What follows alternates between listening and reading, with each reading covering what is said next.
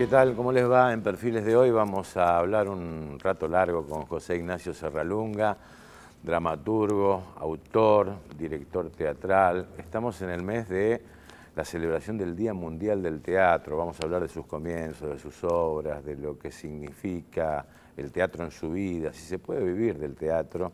Y bueno, todos estos temas en segundos con José Ignacio Serralunga. ¿Qué tal, José? Muy bien. ¿Cómo estás, Guillermo? Un gusto tenerte acá. Gracias por la invitación. Bueno, ¿el teatro como hobby o como trabajo para vos? No, como trabajo, como medio de vida y como forma de vida. ¿Sí? ¿Y cuándo surgió este amor al teatro?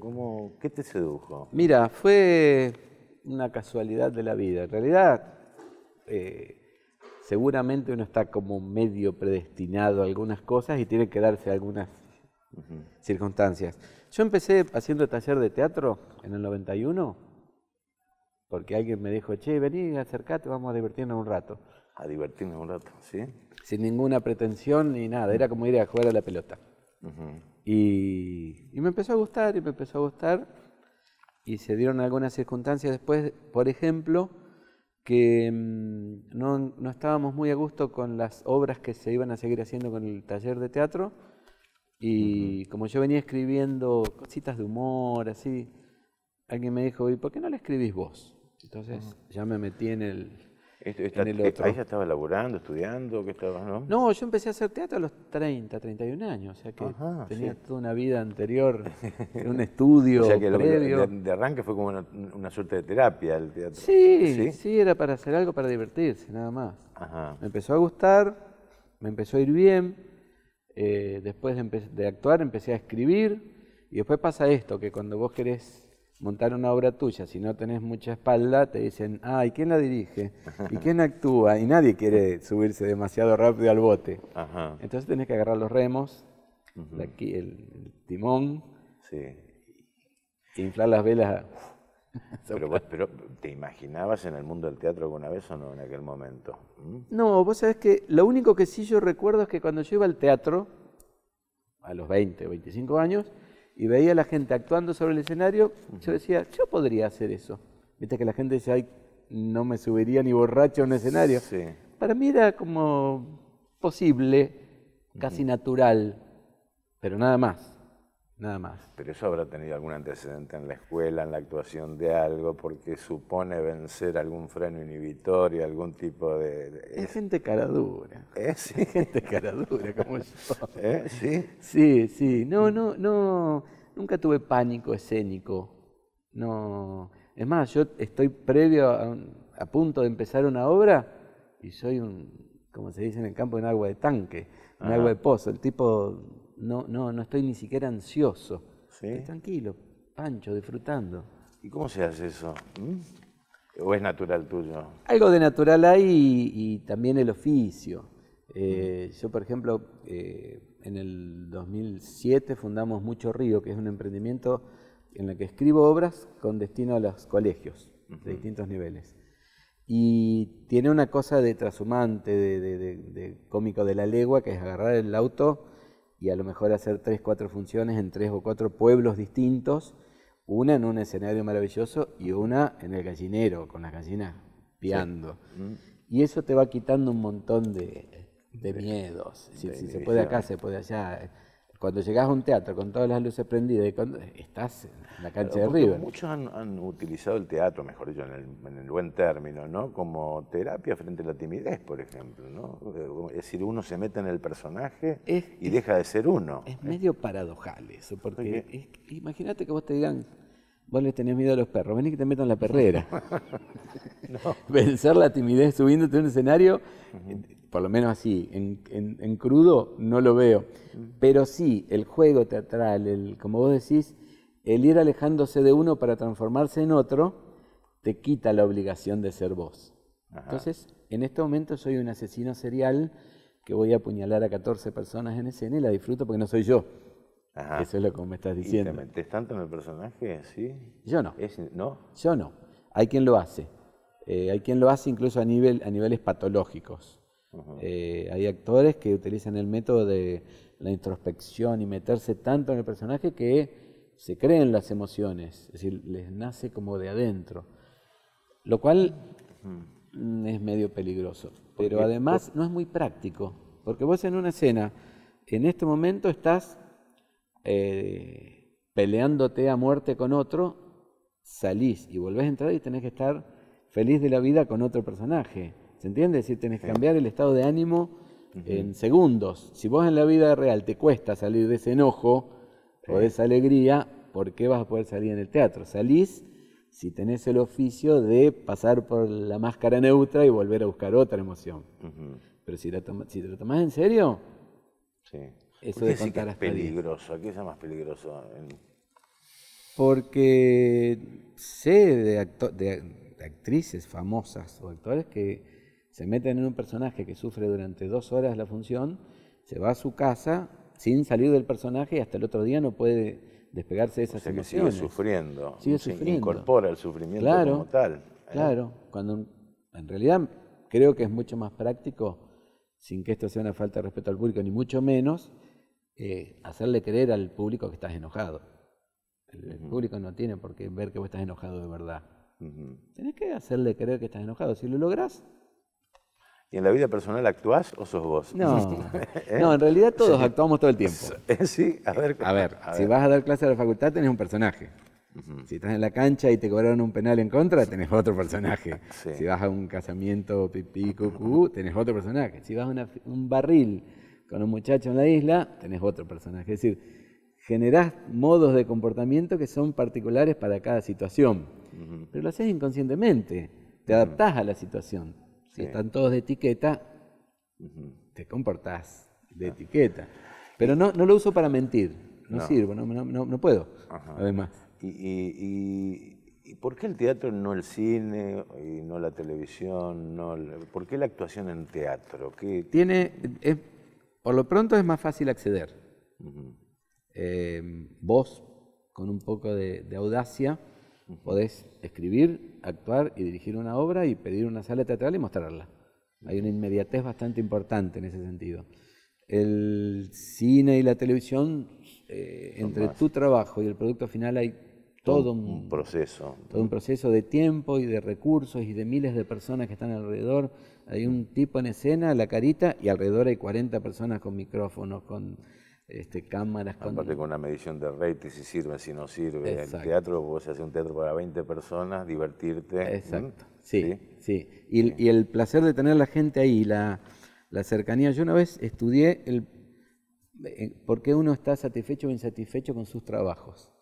Y aprendí que la cercanía entre tu trabajo y el producto final y la vinculación con el destinatario es fundamental. El artesano que hizo su arito y se lo vendió a una chica que le dice, ay, qué lindo ese arito, dámelo, tiene la satisfacción cercana. Cuando vos haces una tuerca que va a terminar en un auto que se fabricó en Bélgica, hay una distancia muy larga. Sin que en el cine pase eso, hay un tramo distinto. ¿Y el teatro es repetitivo o hay parte de improvisación cotidiana, digamos? Vos tuviste que hacer una obra ahora en marzo, 6-7 funciones, ¿no? Sí. Es decir, ¿es un libreto de memoria o es parte de una improvisación tuya? No, es un libreto de memoria, pero no es un libreto de memoria. A ver, yo un mes antes de estrenar una obra ni siquiera sé dónde tengo el texto. ¿El papel? ¿Me preguntás ahora dónde está el texto de esa obra? No sé. Porque un mes antes ya yo no lo veo más. Porque ese texto dejó de ser un texto. La memoria del actor no es memoria textual, sino que es una memoria integral. Yo estoy acá, recuerdo a vos con tu saco de ese color, ahora escucho el gallo que grita de aquel lado, ahora vos te sentás, yo miro para allá. Es toda una coreografía que involucra palabras, silencios, posturas, movimientos, emociones, cosas, cambios de luces. Entonces, esa memoria integral hace que vos no sufras, porque es como cantar una canción. Vos la cantás, ahora yo te digo cantar, decila sin cantarla. Ya no podés, Sí. porque ya incorporaste el ritmo, el tono, Sí, hasta la es parte es Paul instrumental. McCartney cantando Hey Jude, por ejemplo. Claro. Después de 50 años. Claro, por claro. ejemplo, Y ¿no? hay una frase muy interesante de Jorge Eines, que viene ahora a Santa Fe dentro de la otra semana, un director, autor muy importante. Tiene un libro que se llama Repetir para no repetir. Ajá. Es una cosa casi paradojal. Repetir siempre para no repetir, es decir, volver a hacer lo mismo, pero no como una repetición, sino como un acto presente cada vez que uno lo hace. Claro. De hecho, el público no es el mismo. Hoy hace más calor que en la función de ayer. Hoy me peleé en mi casa con mi perro y ayer vine contento porque ganó Colón. Hay un nene que llora en la butaca. Hay un nene que llora en la butaca. Todo eso hace que Sí. sea una cosa nueva. Y lo lindo es que vos te dicen, por ejemplo, cuando llegamos a tal parte del texto, ¿qué era lo que yo decía? No te lo puedo decir. Tengo que arrancar de cero y que evolucione. ¿Y qué pasa con la concentración y con por ahí algún vacío mental o desconcentración? Porque no, sin causa, sin fundamento, las horas de clase tienen hora, porque tal vez el ser humano no esté acostumbrado a tener 2 horas y media o 3 de concentración. Claro. ¿Qué pasa cuando te olvidas? Cuando te olvidas es porque algo te desconcentró. Lo que pasa es que no siempre es consciente. A lo mejor te peleaste a la mañana con un tipo que te llamó para venderte un servicio de cable Sí. y quedaste, por algún motivo, desconectado y te aparece, te persigue, te molesta y no sabes por qué, ¡poc!, se hizo un blanco. Lo ideal es no perder, que no te gane el pánico. Conservar la carita de póker o el enojo que venías trayendo, la emoción que fuera, y sostenerlo en la medida que se pueda hasta que aparezca el texto de verdad.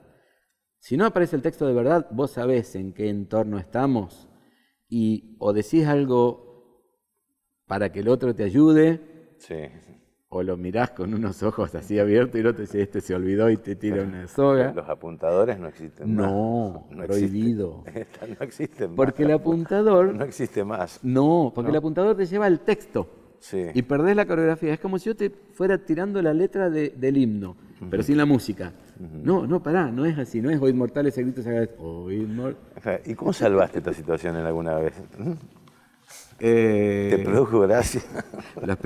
Hubo una que fue terrible. Sí. Estábamos haciendo Touché Mon Amour y yo estaba solo en escena y los otros actores salían hacia atrás.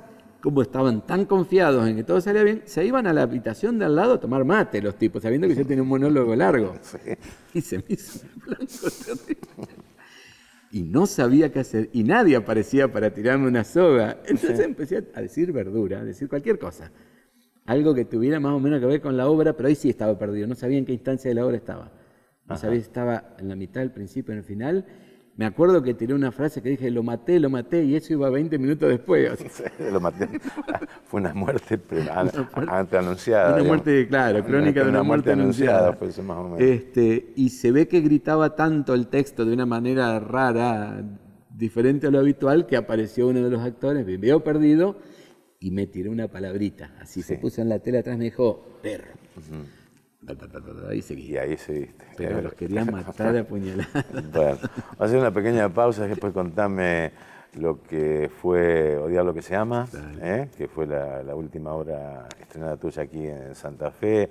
¿Cómo ves el teatro en Santa Fe? Si Santa Fe puede volver a recuperar la década de oro de la década del 60, por ejemplo. Todos estos temas con José Ignacio Serralunga.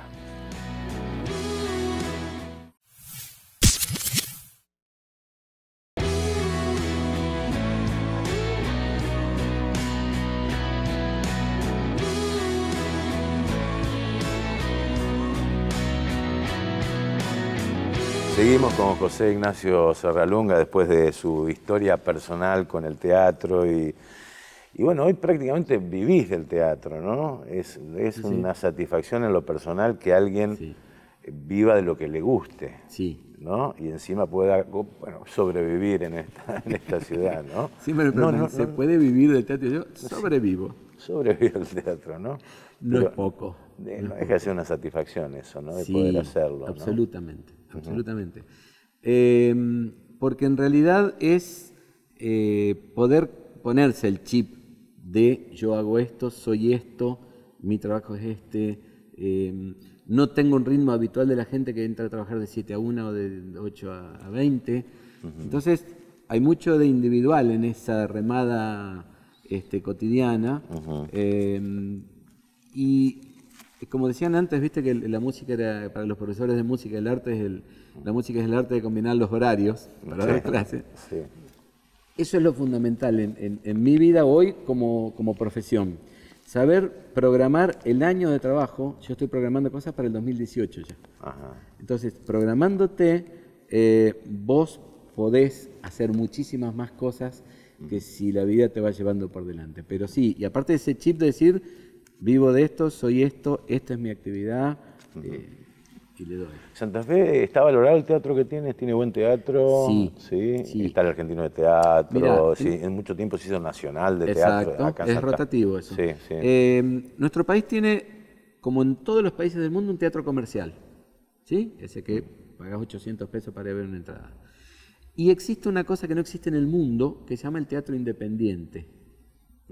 Gente que hace teatro.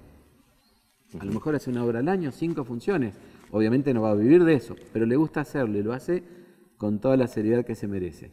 Buenos Aires particularmente es una ciudad donde hay 250 espectáculos teatrales, mientras que en Broadway o en Madrid o en Londres hay 50. No existe el teatro no comercial, acá sí. Y dentro de ese ámbito del teatro independiente hay 2 o 3 puntos vitales, que son Capital Federal, Rosario, Santa Fe, Tucumán, Córdoba, alguno que otro lugar que me pueda estar olvidando, pero son como núcleos importantes de generación de... ¿Y Santa Fe tiene buen teatro? ¿Sí? Santa Fe tiene buen teatro y tiene una virtud que a mí me parece muy bien, que es muy variado. A mí me gusta contar historias, por ejemplo. Yo cuento historias de un color, de otro, en un universo diferente. Es una especie de teatro. Está el otro que tiene un teatro mucho más visual, más de performance, se le llama. Tan es así que ahora... Más de impacto, digamos. Claro, que tiene mucho más que ver la cosa visual, la espectacularidad de la puesta, más que la historia en sí, a lo mejor. A tal punto que hoy el argentino de teatro que vos mencionabas ya no es más argentino de teatro, sino argentino de artes escénicas. Claro. Porque se cruza la danza con la música, con la performance, con el teatro tradicional. Entonces se generan espectáculos, no diría mixtos, porque no es juxtaposición, sino fusión. Claro. Y eso es muy interesante. Bueno, Santa Fe en la década del 60 tuvo una década de oro en lo cultural en general, más allá del teatro, bueno, hablar de Subisic, hablar de Birri, hablar de toda una generación dorada en la literatura, en donde mirés, ¿no? Y en el teatro, obviamente, tal también. Cual, tal cual. Sí, tal cual. Fue un periodo interesantísimo. Ahora lo que hay es mucho más interconexión con el mundo, que antes no existía. Vos desde Santa Fe te pueden ver en otros lados. Yo, por ejemplo, esto hubiera sido casi imposible en la década del 60. Colgás un texto tuyo en internet y resulta que aparece un tipo en España que quiere hacerlo, otro en Puerto Rico, uno en Chile, uno en Venezuela. Y vos decís, esto era imposible, esto no se podía hacer.